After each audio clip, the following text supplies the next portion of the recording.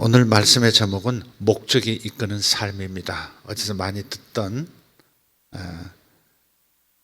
말이죠. 목적이 이끄는 삶. 사도행전 13장 36절 한 절을 보겠습니다.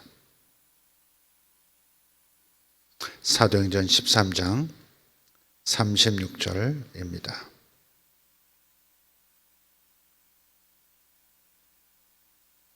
같이 읽겠습니다. 다윗은 당시에 하나님의 뜻을 따라 섬기다가 잠들어 그 조상들과 함께 묻혀 썩음을 당하였으되. 아멘. 한 번 더요.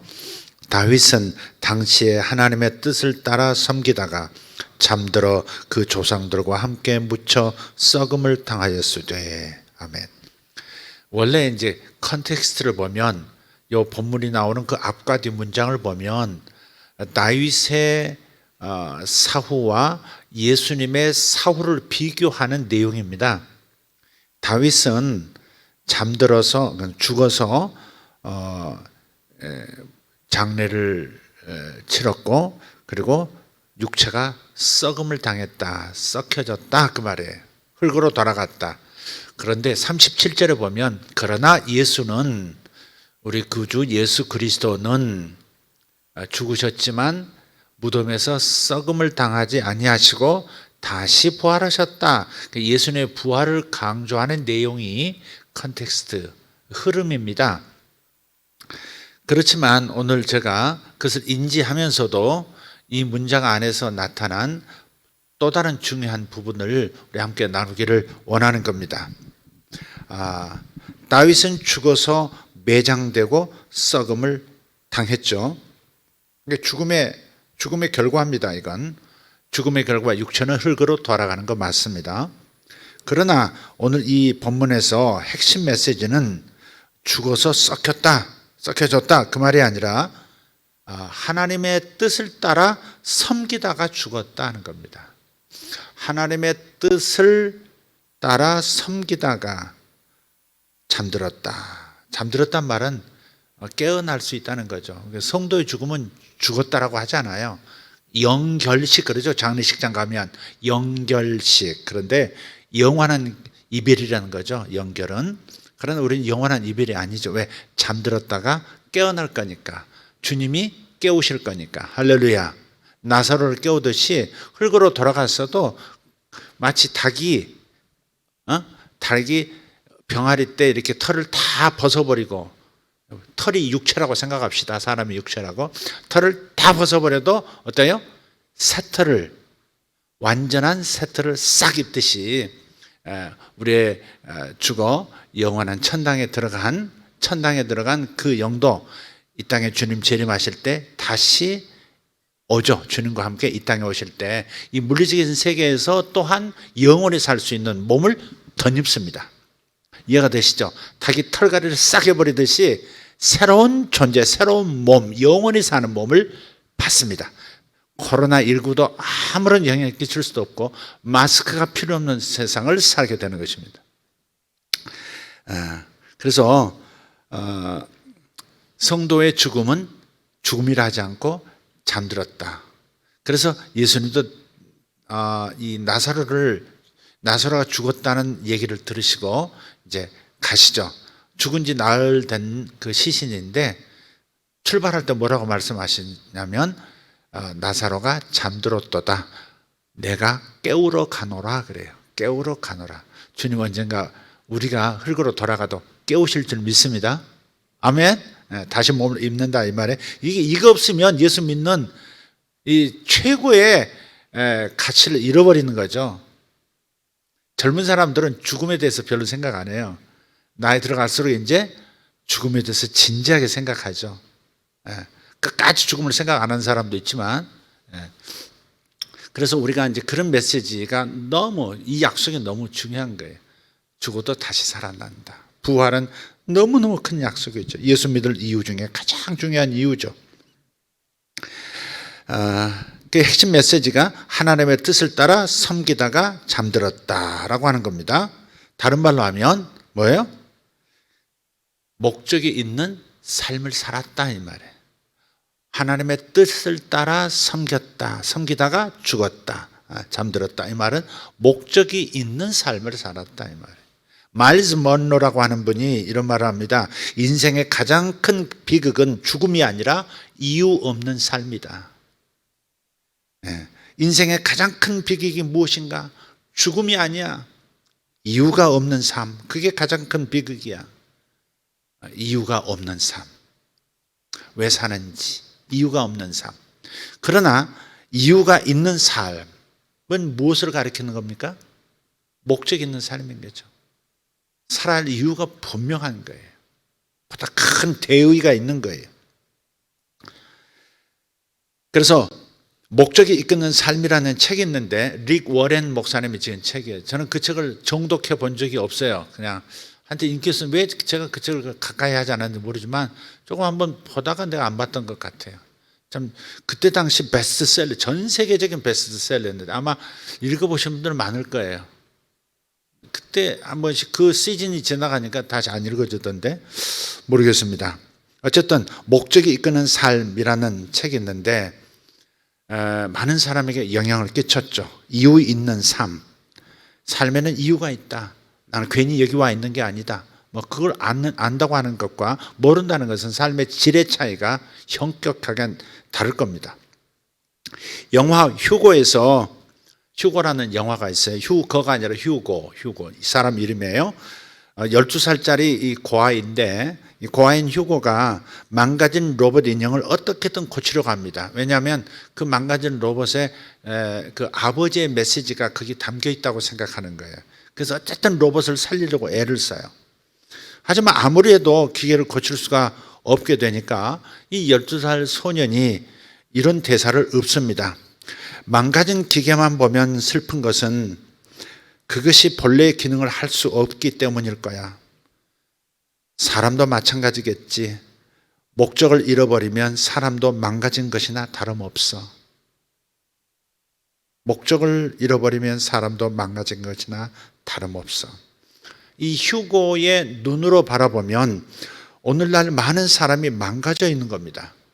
제대로 살고 있고 정상적으로 매일매일을 살아내는 것 같은데 휴고의 눈으로 보면 망가진 삶을 망가진 로봇처럼 그저 존재하고 있을 뿐이라는 겁니다. 저들이 왜 자기들이 이 땅에 있는지를 전혀 모르고 있는 겁니다. 그래서 그저 즐거움을 주는 거라면 무엇이든지 언제든지 따라 나설 준비가 되어 있는 거예요. 게임이 되었던, 친구가 되었던, 돈이 되었던, 직장이 되었던 지극히 정상적인 삶인 것 같은데 진정한 목적, 보다 큰 대의가 없는 삶을 살면 망가진 기계 로봇과 같은 슬픈 인생이라 이 말이죠. 예. 참된 행복을 모르는 겁니다. 잠시 잠깐의 즐거움에 계속 끌려가는 겁니다. 진정한 행복으로 채워지지 않으면 계속 짤막한 토막의 쾌락과 즐거움을 쫓아가게 됐습니다. 사람들이 볼 때는 정상적인 삶 같은데 방향성이 없는 거죠. 그래서 자기 삶의 목적을 이해하기 전까지는 삶에는 진정한 의미는 분명히 없습니다. 돈을 열심히 버는 거 그게 진정한 목적이겠습니까? 돈의 목적이 그냥 돈을 버는 겁니까? 성공의 목적이 그냥 성공하는 겁니까? 그 다음은 물어야죠. 본질적인 가치를 찾아야죠. 어떤 이가 이런 말을 남겼습니다. 역사를 보면 운명과 목적에 대한 의식을 잃어버린 세대는 삶의 가치와 존재의 질이 떨어진다. 따라서 의미 있는 삶을 살려면 목적이 있어야 합니다. 지난주 설교에서 제가 했던 말씀이 기억납니다. 사람이 어디에서 와서 무엇을 하다가 어디로 가는지, 어디에서 와서 무엇을 하다가 어디로 가는지 이걸 알면 행복해지는 거죠. 방향을 아는 거잖아요. 이유가 있는 삶이잖아요. 목적을 찾은 거잖아요. 어디에서 와서 내 존재의 근원이 뭐냐. 어디에서 와서 무엇을 하다가 어디로 가는가. 이게 다 중요한 거잖아요. 어느 하나 끊어내버릴 수가 없는 중요한 중요한 진술입니다. 그래서 저는 이제 이것을 알았거든요. 저는 이것을 찾았습니다. 나는 어디서 왔고 무엇을 하다가 어디로 가는지를 알게 된 사람이에요. 여러분도 그런 줄 믿습니다. 아멘? 그래서 자신의 목적을 발견하려면 누구나 마찬가지입니다. 그리스도를 영접하고 예수님을 만나야 한다 이 말이에요. 구세주이신 그분을 창조주이시며 구세주이신 그분을 만나서 영접하고 나면 그러면 그분이 누구시고 우리가 누구인지를 알게 되고 그러면 목적의식이 생기는 겁니다. 그래서 저는 모든 그 괴로움이 사라졌어요. 지금도 인생에는 여러 가지 어려운 일들이 있기 때문에 잠시 잠깐 고민이 생기긴 하지만 청소년기에 겪었던 인생에 대한 무의미, 이유 없는 이 삶에 대한 괴로움, 그것은 그분을 만나면서 순식간에 사라졌거든요. 싹 사라졌습니다. 내가 어디로 온 줄 알았거든요. 어디로부터 온 줄 알았거든요. 그분으로부터 왔거든요. 나는 그분으로부터 왔어요. 그리고 여기서 무엇을 해야 할지 알아요. 그리고 어디로 갈지 알아요. 저는 그분 앞으로 갈 거예요. 그분의 세계 안으로 들어갈 거예요. 그러니 삶의 문제도 죽음의 문제도 해결된 겁니다. 다만 어떻게 살 것인가에 대해서는 구체적인 명백한 목적이 또 있어야 되겠죠. 그래서 제가 경험한 바요, 많은 이들이 고백하는 바가 이것입니다. 사람은 어디에서 와서 무엇을 하다가 어디로 가는 것인가? 이거에 대해서 분명한 대답을 못하는 사람은 아직 그리스도를 못 만난 겁니다. 아직 그리스도를 못 만난 겁니다. GPS라는 거 있죠. 자동차에도 GPS가 배에도 있고 비행기에도 있고 위성 항법 장치. 그러니까 인공위성 여러 대 갖다 가지고 내가 서 있는 위치, 가야 할 목적지, 가는 과정에서 시행착오 없이 직선으로 가는, 제 길로 가는, 단시간에 가는 방법들을 다 알려주죠. GPS. 근데 GPS는 목적지를 분명히 알 때만 쓸모가 있습니다. 가야 할 주소를 명확하게 모르면, 그리고 입력하지 않으면, 그러면 GPS는 지금 내가 어디 있는지만 계속해서 말해줄 뿐 어디로 어떻게 가야 한다는 것을 알려주지 않습니다. 반드시 목적이 있어야, 목적지가 분명해야 합니다. 그러니까 목적이 분명하면 언제 우회전할지, 언제 좌회전할지, 직진할지, 혹은 언제 또 유턴할지 그걸 다 알 수 있습니다. 그러니까 목적을 알면 방향을 알 수 있다는 말. 인생은 나그네 길, 어디로 와서 어디로 가는지 모르겠다고 노래했던 그 하숙생인가요? 노래 제목이? 인생은 나그네 길, 어디서 왔다가 어디로 가는가. 이 두 양쪽을 모르니까 여기서 무엇을 해야 할지도 모르는 거예요. 진정한 인생의 참된 행복과 참된 가치와 영원한 목적이 나타나지 않는 거예요. 인생의 목적이 명백해지지가 않는 겁니다. 그래서 목적을 알면 방향을 알 수 있다. 그래서 목적을 찾는 것이 중요하다. 목적을 발견하는 것이 중요하다는 겁니다. 다윗은 그 당시에 하나님의 뜻을 알았던 사람입니다. 다시 말해서 하나님의 비전을 받은 사람이에요. 하나님께 받은 비전이 다윗의 인생 목적이 됐죠. 하나님이 뭔가를 보여주셨어요. 알려주셨죠. 하나님의 뜻을 알려주셨어요. 그게 다윗의 목적이 된 거예요. 그리고 다윗의 소원이 된 거예요. 비전이 하나님께서 보여주신 무엇이라면 소원은 그 비전에 대한 반응이죠. 반응. 목적 그 자체가 목적은 소원인 거니까 그런 겁니다. 그래서 다윗은 목적이 있는 삶을 살았다. 이게 오늘 본문 얘기예요. 당시에 하나님의 뜻을 따라 섬기다가 잠들어 무덤에 들어가 썩음을 당했다. 죽었다는 게 중요한 게 아니에요. 모두가 죽어요. 모두가 죽어. 안 죽을 것 같지만 모두가 죽습니다. 내가 죽음을 이렇게 자주 얘기할 나이가 될 줄은 몰랐어요. 죽습니다. 그런 보다 중요한 건 어떤 삶을 살았느냐 하는 거죠.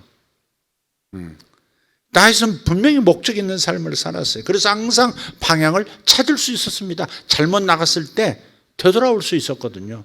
유턴, 다윗, 우회전 뭐 이런 거 항상 들을 수 있었던 것, 항상 여쭤보고 항상 방향을 찾을 수 있었던 것은 목적을 알았다 이 말이에요. 하나님이 내게 주신 비전, 그것이 나의 목적이 되었고 그것이 나의 소원이 된 사람, 그런 사람들은, 그 목적을 가진 사람은 지나가기만 해도 모든 것들이 길을 열어줍니다.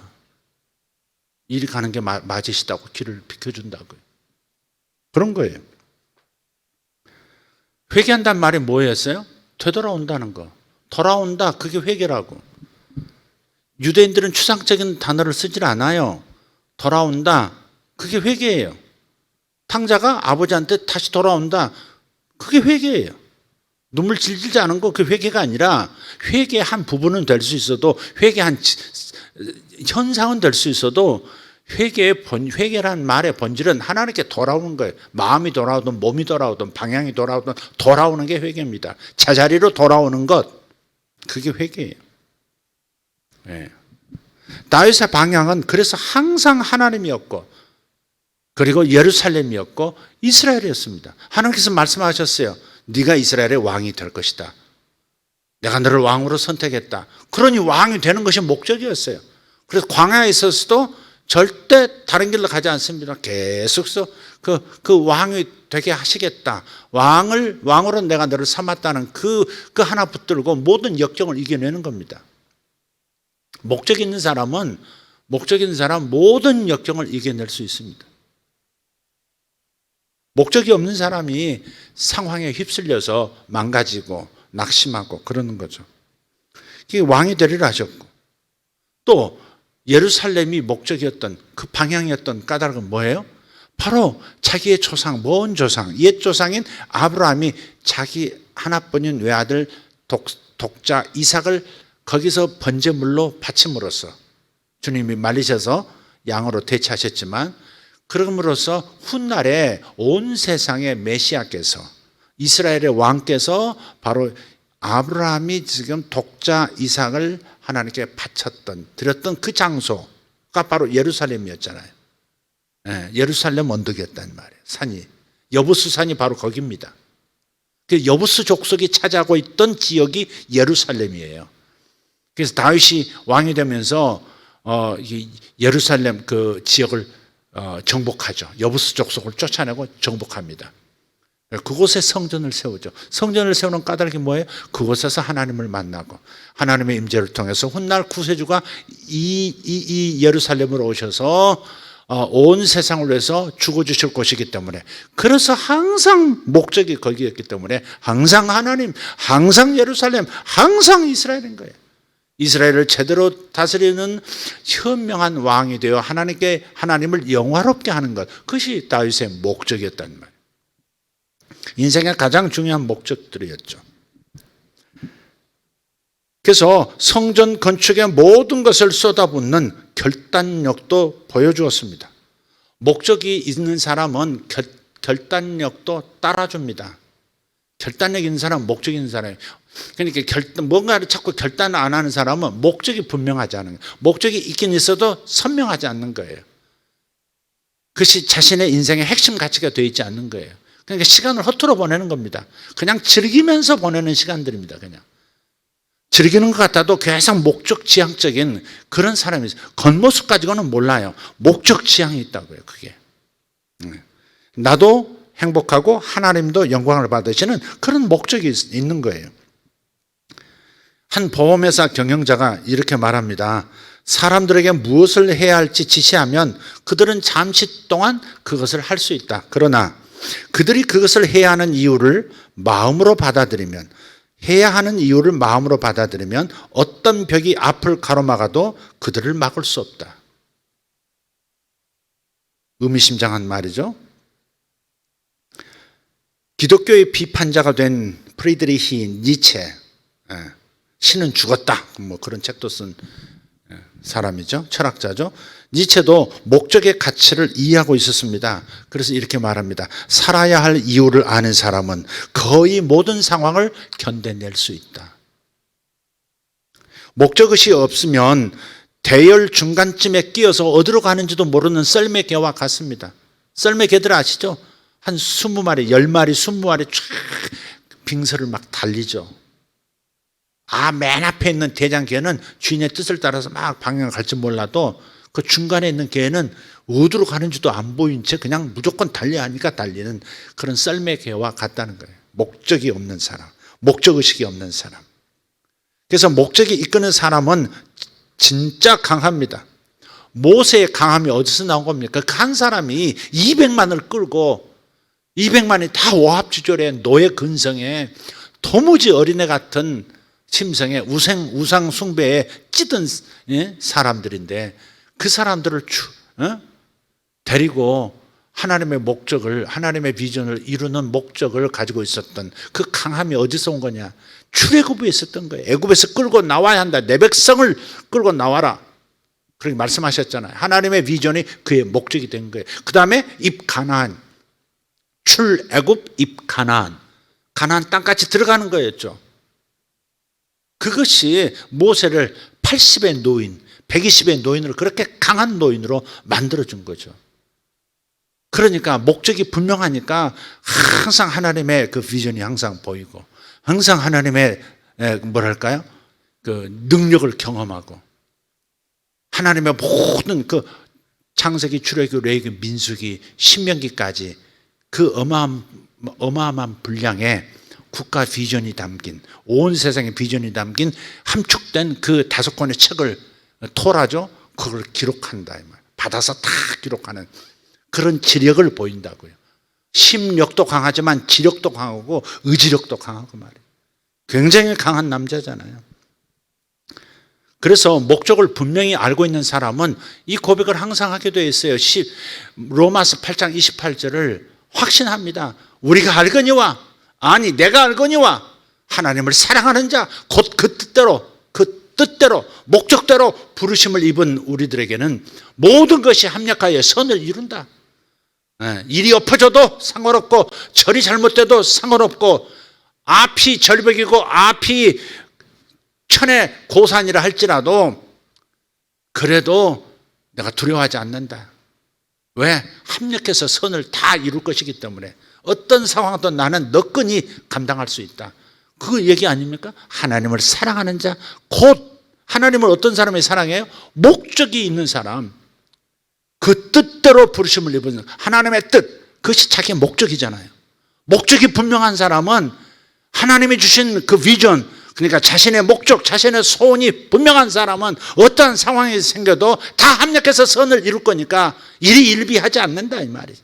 이것 때문에 엎어지고 저것 때문에 엎어지고 저것 때문에 뒤집어 쓰고 앉아서 잠 못 이루는 밤을 지새우고 그러지 않는다 이 말이에요. 목적은 결단력을 불어넣어줘요. 그리고 기쁨도 우리 안에 선사해요.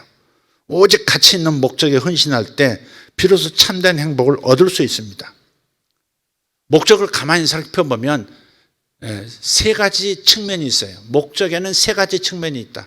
영원한 목적, 이 땅에서의 목적, 명백한 목적. 이 3가지입니다.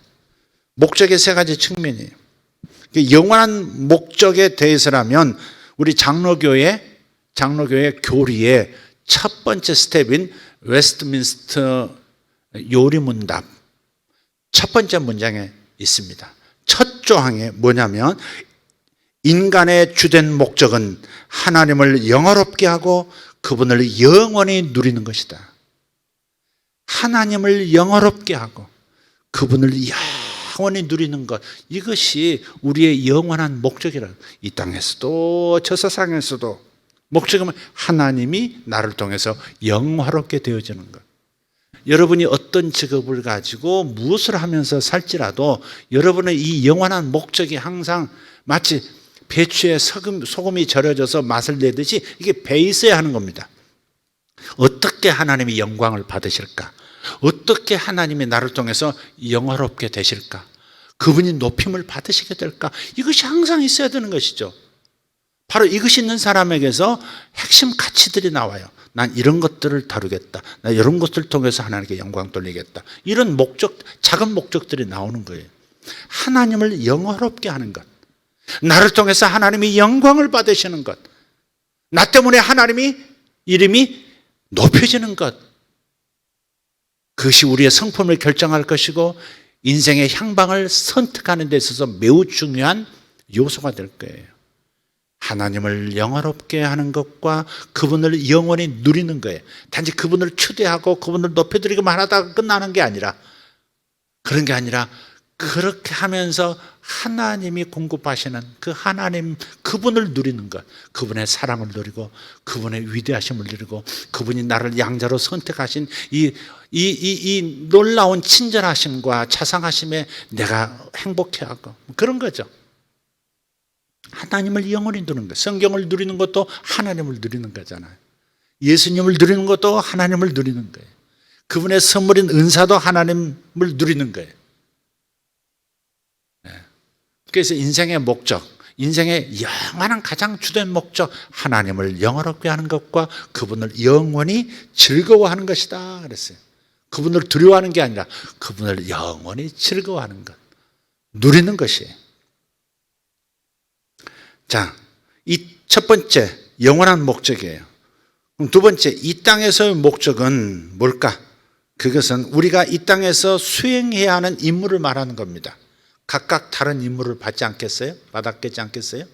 예수 세계교회 임무가 있고, 요 건너편에 지구촌 교회 임무가 있고, 그죠? 저쪽 구미교회 임무가 있고, 요 건너편에 분당 중앙교회 임무가 있고, 다 임무가 있는 거예요. 여러분의 임무, 제 임무 똑같다고는 볼 수 없어요. 공동체, 예수 세계교회라는 공동체 안에서는 같은 임무를 맡지만 또 여러분은 개별적으로 또 다른 임무들을 각각, 그래서 여러분이 어쩌면 그래서 그런 공부를 했고 그런 직업을 선택한 것인지도 몰라요. 이 땅에서의 목적은 이 땅에서 내가 수행해야 하는 임무, 그것을 말한다는 겁니다. 우리 교회 사명 선언문을 기억하십니까? 우리 교회 사명 선언문 주보에 항상 나오죠. 눈여겨보시는지 모르겠어요. 우리는 세상 나라가 그리스도의 나라가 되도록 예언적 중보사역과 사도적 회복운동을 실행하고 숙성시켜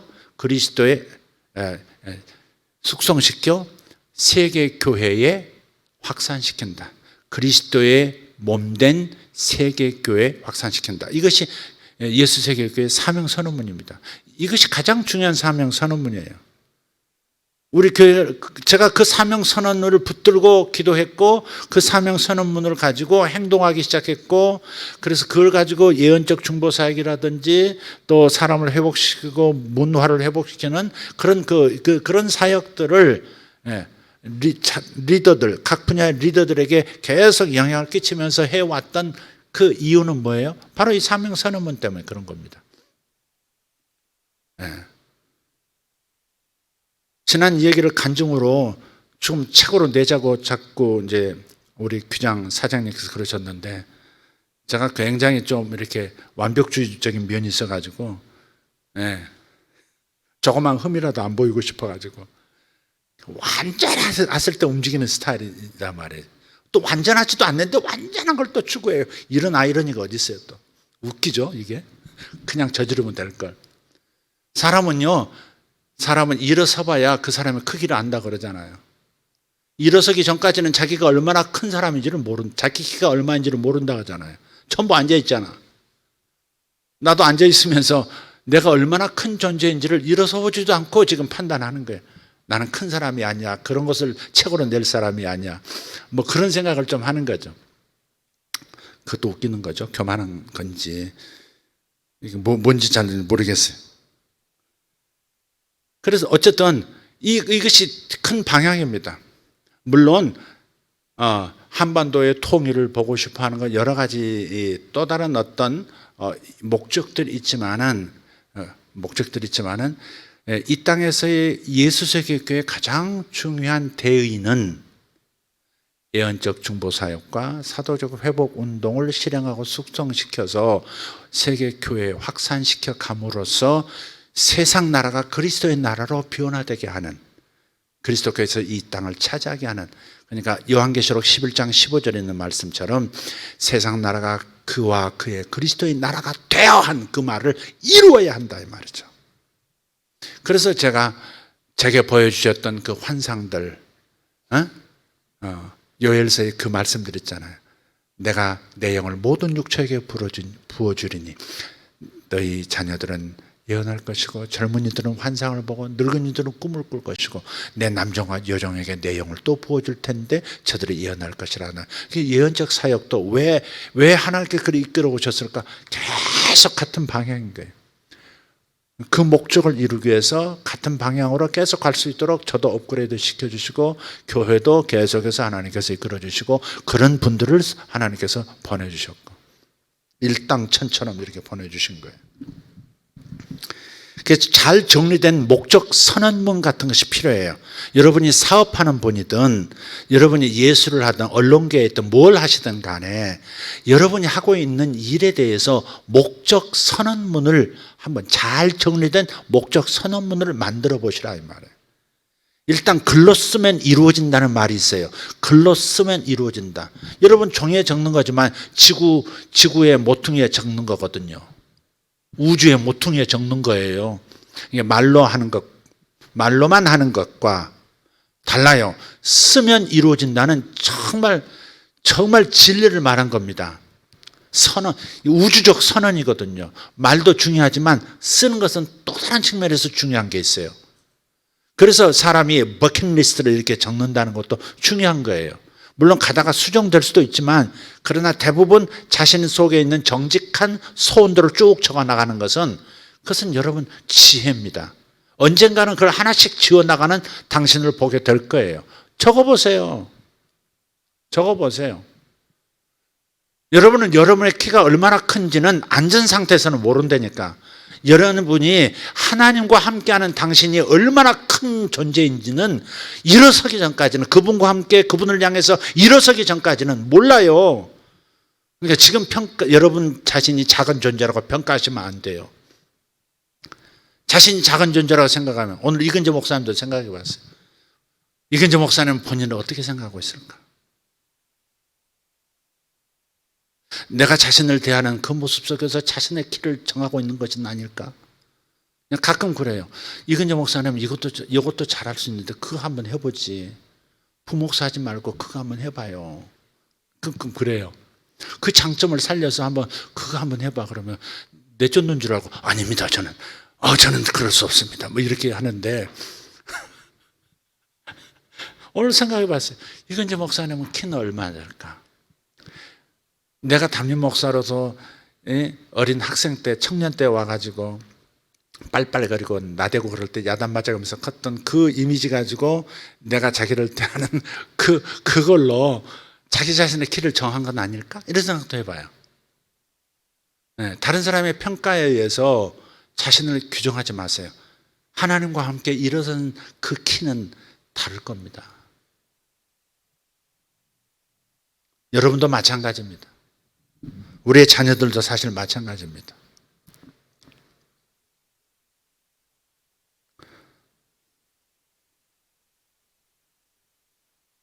그래서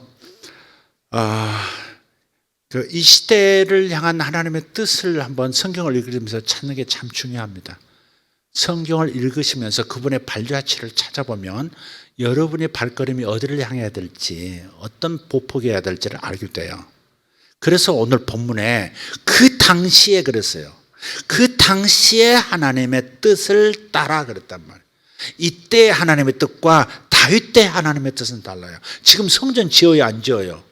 예루살렘 성전 제3성전 지어지면 그때 적그리스도가 또 자꾸 그러는데 제3성전이라는 것은 필요가 없어요. 성전은 제사가 목적이거든요. 예루살렘 성전은 제사가 목적이에요. 근데 예수 그리스도가 단 한 번의 십자가의 제사로 영원히 제사를 끝내버렸단 말이에요. 근데 무슨 제사를 또 드리겠다고? 이스라엘이 제3성전을 세워야 되고 거기에서 그 일을 위해서 아론 지파의 제사장들이 지금 또 붉은 송아지도 유전학적으로 다 지금 준비해 놨고 그다음에 뭐 이미 성전에 쓸 뭐 분향단과 뭐 촛대와 다 만들어 놨고 뭐 그런 얘기를 계속 하는데 이미 폐기된 겁니다. 그건 눈에 보이는 제사드리는 짐승의 피를 흘려 제사드리는 성전은 이미 폐기된 거예요. 예수가 오심으로써 완성이 됐어요. 끝난 거예요. 그걸 다시 돌이켜야 된다고. 그래서 어떤 사람도 종말론 얘기할 때 자꾸 예루살렘에 저 이슬람이 세워놓은 그 황금돔이 무너지고 뭐 세워지고 그걸 목적으로 하고 뭐 지진을 일으켜서 그 무너지면 거기 성전 세울 거고 그러면 주님 재림하시고 그런 얘기 하는데 정말 기본을 왜 이렇게 기본이 있잖아요. 주님이 구약과 신약을 완전하게 갈라버리는 구약의 모든 일들을 예수 그리스도 한 분이 다 이루어버리셨잖아요. 아멘입니까? 네. 이스라엘만 하나님의 선택한 민족이 아닙니다. 이제 이스라엘이 최고의 민족 아닙니다. 아닙니다. 이스라엘에서 예수 믿고 구원받은 남은 자들과 이방인 중에 또 하나님의 선택하여 남은 자들이 한 몸을 이루어 거룩한 교회를 통해서 온 세계가 하나님의 영광을 발견하는 것, 이게 하나님의 이제 남은 숙제잖아요. 그러니까 다윗 당시에는 예루살렘에 성전을 짓는 것이 최고의 목적이었어요. 그 당시에 하나님의 뜻이었단 말이에요. 그러면 우리들이 하나님의 뜻을 이루고 인생의 목적을 이루는데 행복한 인생의 목적은 어떻게 찾느냐? 여러분이 성경을 읽으면서 하나님의 말씀을 들으면서 여러분이 내 인생의 목적은 무엇인가? 나는 인생의 목적이 무엇인가? 하나님의 비전이 나의 어떤 소원을 통해서 지금 계속해서 지금 자극받고 있는가 찾아내셔야 돼요. 그냥 하루하루 그냥 즐기는 식으로 시간 죽이는 그런 방식의 삶을 살면 크게 후회합니다. 사람마다 후회하지 않는 사람이 없어요. 그때 이랬더라면, 그때 시간을 내가 죽인 것이 큰 죄였구나. 그걸 안단 말이에요. 열심히 살았어도 마찬가지예요. 성공을 위한 사다리를 놨는데 나중에 올라와서 보니까 땅 건물에다 사다리를 대고 올라왔더라. 아니 저 건물을 갔어야 되는데 땅 건물 벽에다가 사다리를 댔었네. 그리고 그건 줄도 모르고 잘못된 벽에다가 사다리를 세운 줄도 모르고 열심히 살아왔네. 올라와서 보니까는 이제 다시 내려가서 또 다시 사다리를 세우고 인생을 달리기에는 너무 다른 길을 와버린 그런 후회들이 있다 이 말이죠. 매일매일 즐거운 일만 찾아다니면 안 됩니다. 매일매일 자기를 자극하는 최고의 즐거움, 그것은 참된 행복을 못 찾아서 그런 거예요.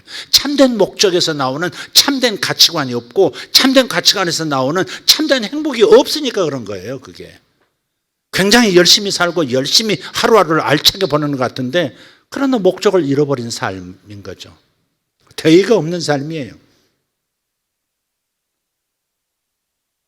여러분이 이 땅에서 임무가 끝났는지 안 끝났는지 알 수 있는 방법이 있어요. 이 땅에서 임무가 아직 안 끝난 걸 어떻게 아느냐? 아직 살아있는 거 보면 임무가 안 끝난 거예요. 임무 끝나면 돌아가십니다. 무엇 때문에 있어요? 더 행복한 곳이 있는데 아직 임무가 있으신 거예요. 너 임무를 꼭 무슨 주의를 한다고 하면서 뭐 그런 것만 너무 생각하지 말고 뭐 한 가지를 이렇게 그러니까 하나님께서 내게 불어넣어 주신 진짜 소원들을 하나하나 찾아가는 거예요. 몇 번 다듬어 보고 또 두들겨 보고 또 이렇게 뒤집어 보고 하면서 견고한 그 부르심, 목적, 운명을 찾아야 되는 거죠. 살아있다면 아직 임무가 끝난 거 아닙니다. 아멘 합시다. 여러분 아직 임무를 발견 못해서 아직 살아있든지 끝까지 임무를 발견 못하면 이제 돌아가셔야지 어떻게 하겠어. 안전지대가 위험지대라고 생각해야 합니다. 지금 안전한 것 같죠? 지금 살만하고 안전해요? 그건 위험한 것일 수 있어요, 여러분.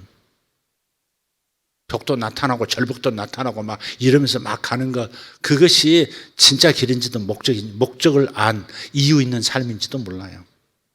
자, 아까 말씀드렸어요. 영원한 목적이 있고 이 땅에서 목적이 있고 마지막 한 가지는 명백한 임무가 있어요. 명백한 임무는 이 땅에서의 임무와 연결되고 뭐 영원한 목적에도 임무가 연결되지만 명백한 임무는 자신의 임무를 더 구체적으로 적용한 거예요.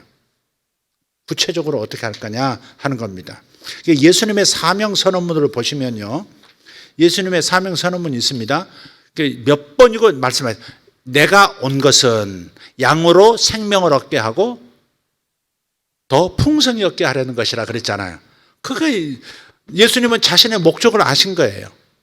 자신의 목적, 자신의 운명을 아신 거고 자신의 비전이 무엇인지 하나님의 뜻이 무엇인지 그 당시에 하나님의 뜻을 따라 사는 법이 무엇인지 목적이 이끄는 삶이 무엇인지를 아신 거예요. 그래서 내가 온 것은 그래서 내가 이 땅에 온 까닭은 목적 있는 삶이란 뜻 아니겠어요? 양으로 생명을 얻게 하고 더 풍성한 생명으로 나가도록 도와주는 것이다. 그랬다. 또 인자가 온 것은 또 그랬어요. 인자가 온 것은 잃어버린 자를 찾아 구원하려 함이라 또 그렇게 말씀하셨어요. 그러니까 자신의 사명이 무엇인지 인생 목적이 무엇인지 너무 잘 알고 있으니까 행복하신 거예요. 아우 예수님 이 땅에 오셔가지고 개고생하셨네. 그런 거 아닙니다. 그분은 행복하셨어요.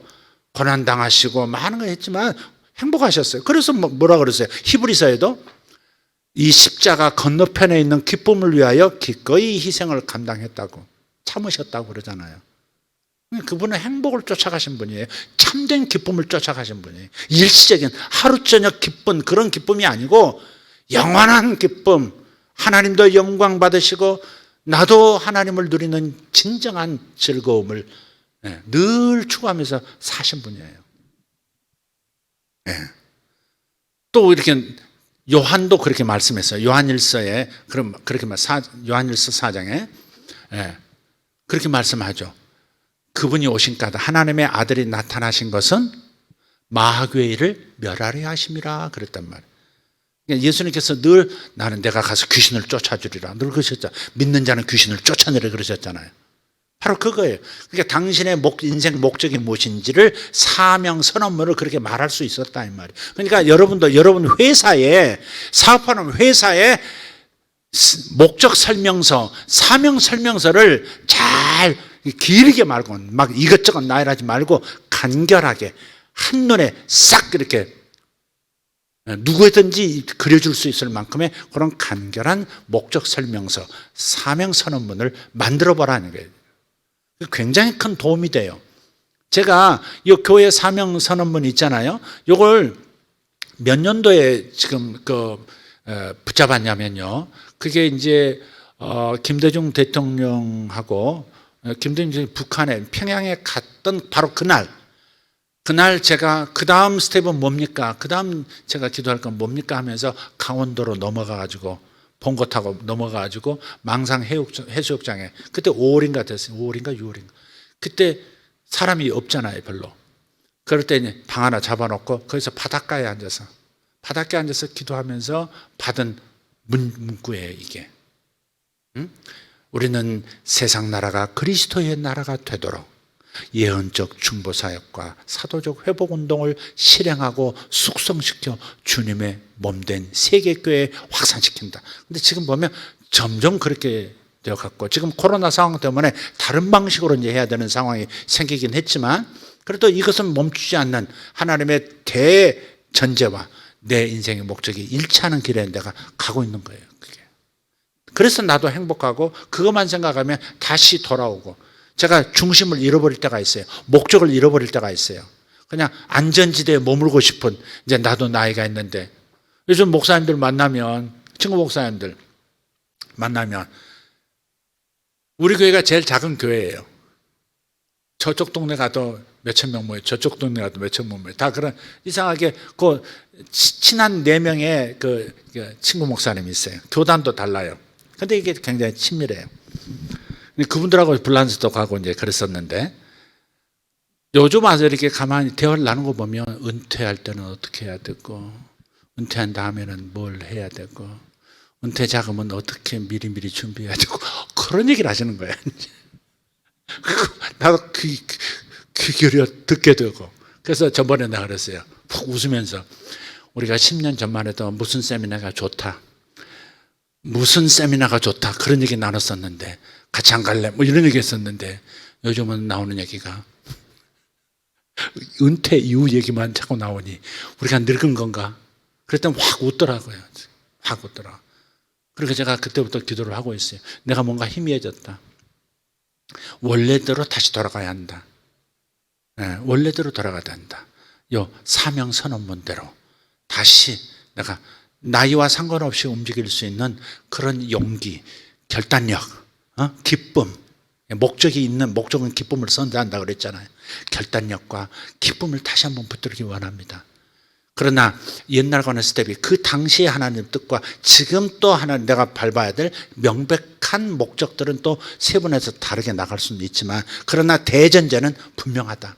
이것은 지금도 내 가슴을 울리고 오늘 또 이것을 다시 되뇌면서 그렇지 이것이 나의 목적이었지.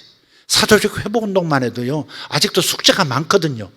치유사역에 대한 숙제가 아직 저기 있거든요. 어떻게 하면 병들을 쉽게 낫게 할 수 있을까? 어떻게 하면 암 같은 중병들을 그냥 뚝뚝 떨어지게 만들까?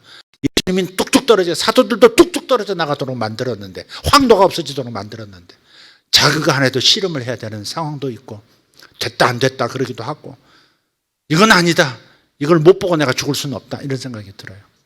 예. 원래 하나님께서 부르신 그 부르심대로 주신 목적대로 사도적 회복운동도 예언적 중보사역도 다시 좀 이렇게 더 어떻게 치밀하게 가야 되고 뜨겁게 가야 되고 사도적 회복운동도 어떻게 할 건가? 예. 개인의 치유만 이러는 게 아니라 사회 치유는 어떻게 할 건가? 국가에 대한 기도가 심해지기도 했어요. 지금 뭐 정신없이 사단이 뭐 여러 군데서 막 여지껏 해왔던 자기 종들을 통해서 오만 가지를 불러일으키니까 무력해진 사람들이 있듯이 저도 약간 무뎌진 것이 있더라고요. 그래서 여기서 어떻게 다시 송곳처럼 예리하게 나를 갈고 닦을까? 이것들이 지금 있는 겁니다. 사람이 목적을 잃거나 목표를 잃으면 어떻게 됩니까? 삶의 질이 떨어져요. 존재의 질이, 가치의 질이 떨어집니다. 현상으로 나타나게 돼 있어요. 그래서 여러분의 삶의 목적을 분명히 하라고요. 목적이 없으면 삶의 질이 존재의 질이 떨어지게 돼 있습니다. 다윗이 한번 생각해, 노아도 마찬가지예요. 노아가 어떻습니까? 방주를 지어야 한다는 그 목표를 가지고 있었을 때는 정말 120년을 그렇게 살아왔어요. 그러다가 그 목표가 끝나고 그 다음 주님께서 방주에서 나와서 또 다른 비전을 주셨잖아요. 그 비전을 딱 붙잡아야 되는데 그렇지 않으니까 술에 취해가지고 추한 모습을 보여버리는 거죠. 사울의 목적은 뭐였어요? 주변 나라들을 제압해서 주변 왕들을 제압해서 이스라엘 위상을 높이는 거였어요.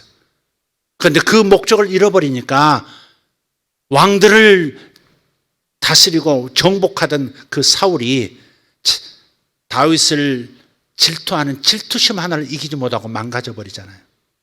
다윗은 안 그래요? 현명한 왕으로서 하나님의 영광을 드러내고 성전을 건축해야 한다는 이 목표를 가지고 있었던 일은 괜찮았는데 그 목적을 잃어버리니까 어느 순간에 자기 정욕을 이기질 못하고 넘어져 버리잖아요.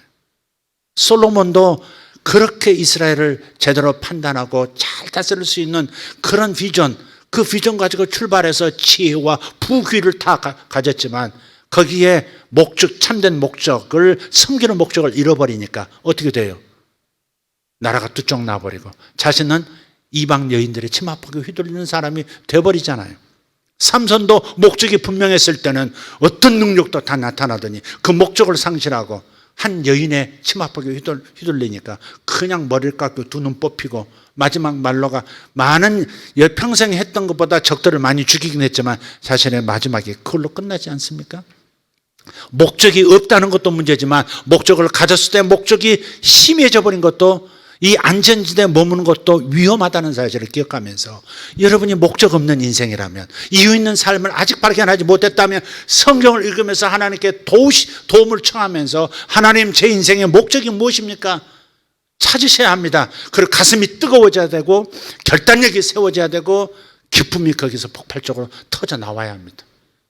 그렇지 않다면 일시적인 기쁨으로 하루하루를 채우면서 하루하루를 그냥 돈 쓰는 재미, 뭐 누구 만나는 재미, 뭐 그런 걸로 잡다한 걸로 채우다가 가버리는 거예요.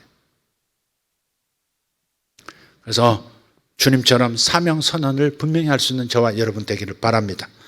기도하겠습니다. 하나님, 우리 성도들의 목적을 찾아 나서게 도와주시옵소서. 장망성, 장차 망할 성을 떠나온 기독자처럼, 철로역정의 기독자처럼 영원히 망할 세상은 떠났으나 그러나 세상을 향한 마음이 완전히 지워진 것은 아니어서 하나님 나라를 향한 목적은 갖지 못한 채 하루하루 시간 허송세월을 할 때가 있습니다.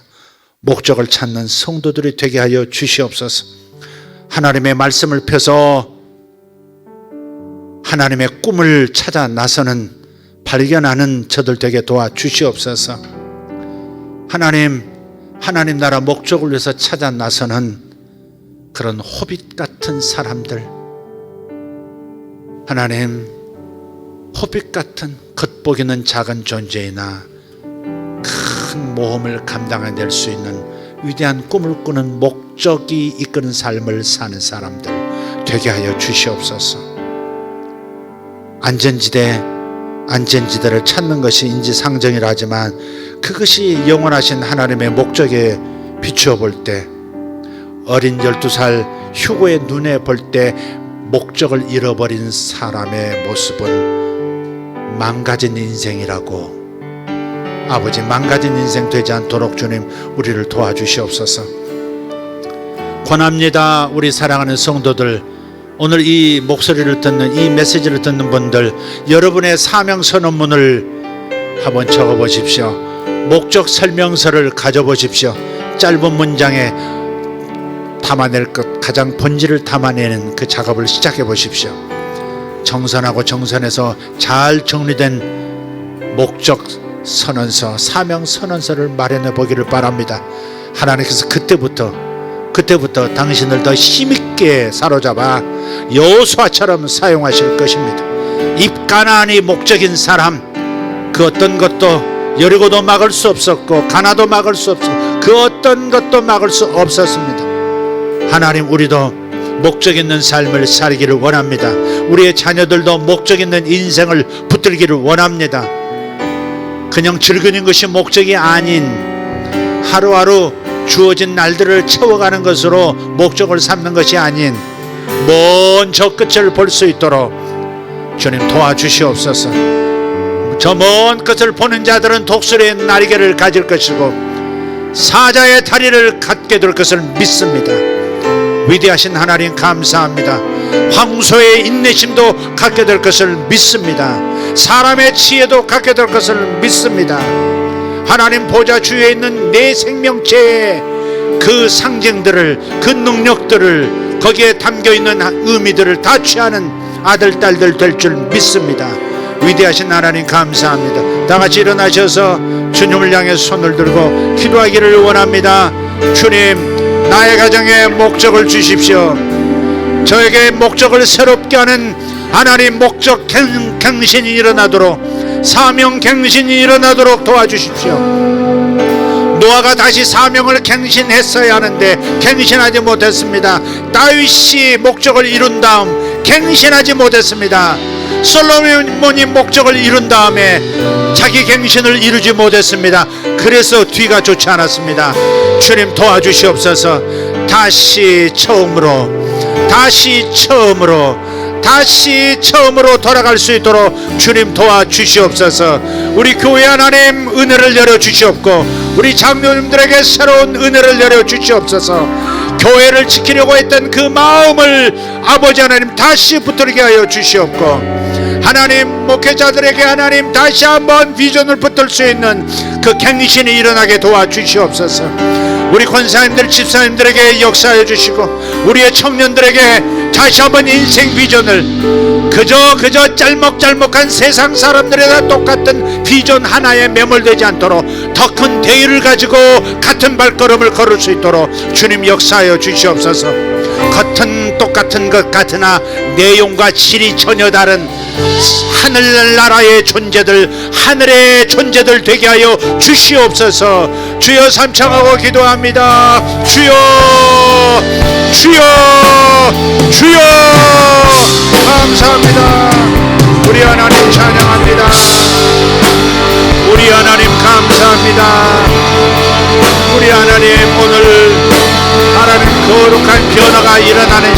되기를 원합니다. 주님의 영으로 변화시켜 주시옵소서.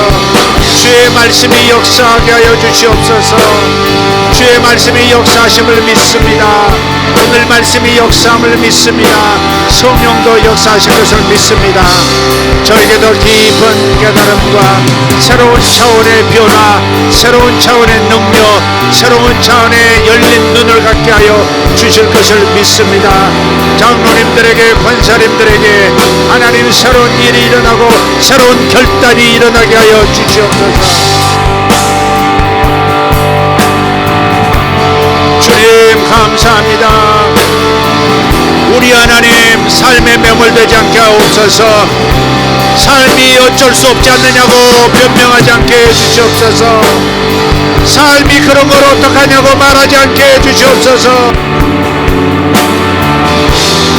주님 모세처럼 100을 넘고 120이 되도록 목적이 이끄는 삶을 살게 하여 주시옵소서.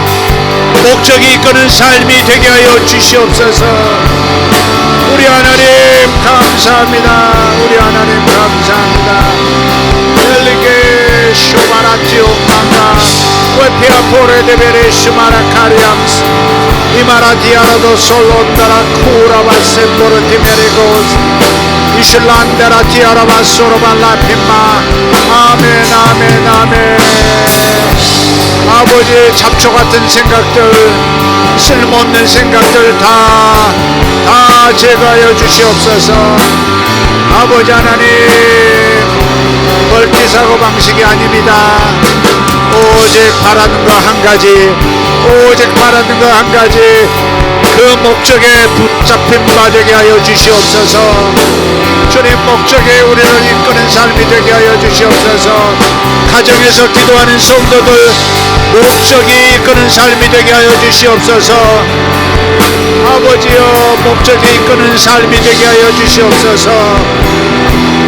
하나님 사명 선언문, 자신의 직업의 목적 설명서, 하나님을 영화롭게 하고 하나님을 영원히 누리는 하나님 이 위대한 영원한 목적에 아버지 하나님 저들의 사명 선언문이 서리게 되게 하여 주시옵소서.